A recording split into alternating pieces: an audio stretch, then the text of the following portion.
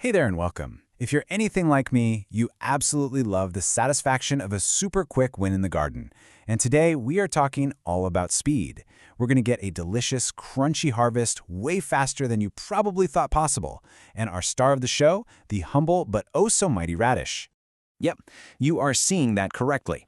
18 days. That is, believe it or not, how long it can take to go from planting a tiny little seed to pulling a perfect, ready-to-eat radish right out of the ground.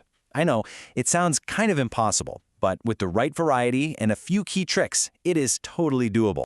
So the big question is, how do we pull this off? Well, it's not magic, I promise. It's really just a combination of making smart choices and then creating the absolute perfect environment. So let's break down the 5 secrets to your fastest radish harvest ever.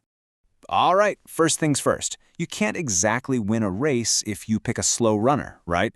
Well, it's the exact same idea with radishes. Your quest for speed has to start with picking a variety that's just naturally built to grow fast. Now, while the world record might be an incredible 18 days, you don't have to track down some super rare seed to get in on the action. Lots of common varieties are right on its heels. Take the classic French breakfast. It's usually ready in about 22 days. Or the Cherriette, which is perfectly round, at 23. The big takeaway here is to always check the seed packet for those magic words, days to maturity. And you're going to see a ton of options out there, but they mostly fall into 2 camps. You've got your classic round or globe type, like the Regal Red here, and then you have the oblong French breakfast with that really cool white tip. Both are fantastic, and the important thing to remember is you can find super fast growers in either shape.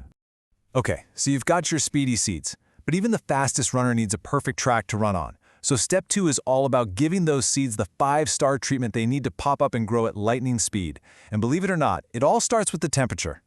This, right here, is the secret weapon for a fast start. I mean, just look at that difference. In cold soil, your seeds might just sit there for an entire month just thinking about sprouting, but get that soil nice and warm, say between 15 and 20 degrees Celsius, and bam, they'll pop up in less than a week. It's a game changer. But it's not just about the warmth. The soil's texture, absolutely non-negotiable for speed.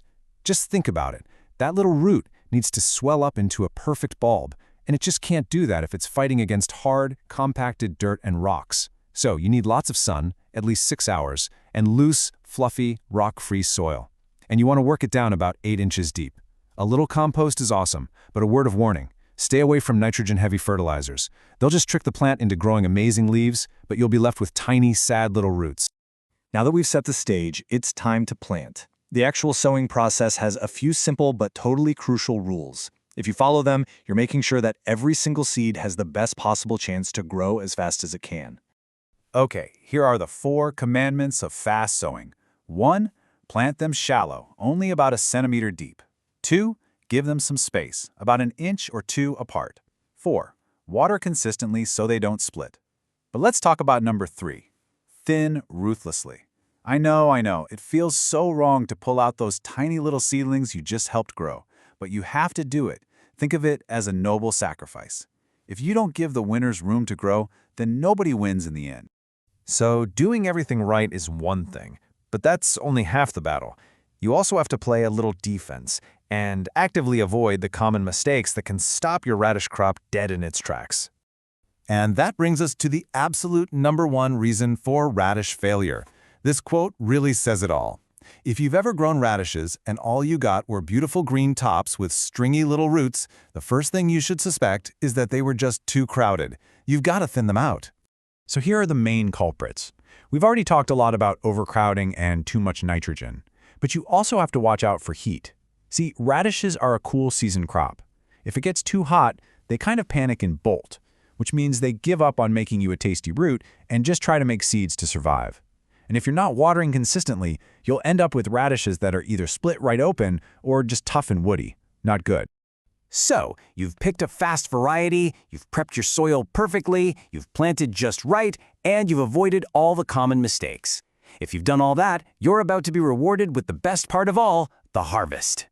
My biggest tip here is don't get greedy. The key to a perfect radish is picking it when it's young and tender. As soon as they're about an inch across, go ahead and pull them.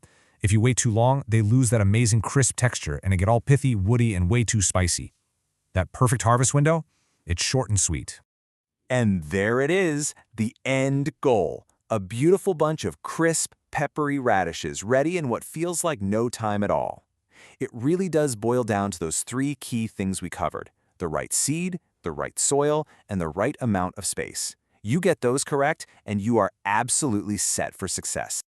So there you have it. That's the roadmap to the fastest harvest in your garden. It's such a fantastic way to get an early success and really build momentum for the rest of the growing season. Now that you know how to do it, the only question left is, what are you going to plant first for that quick win?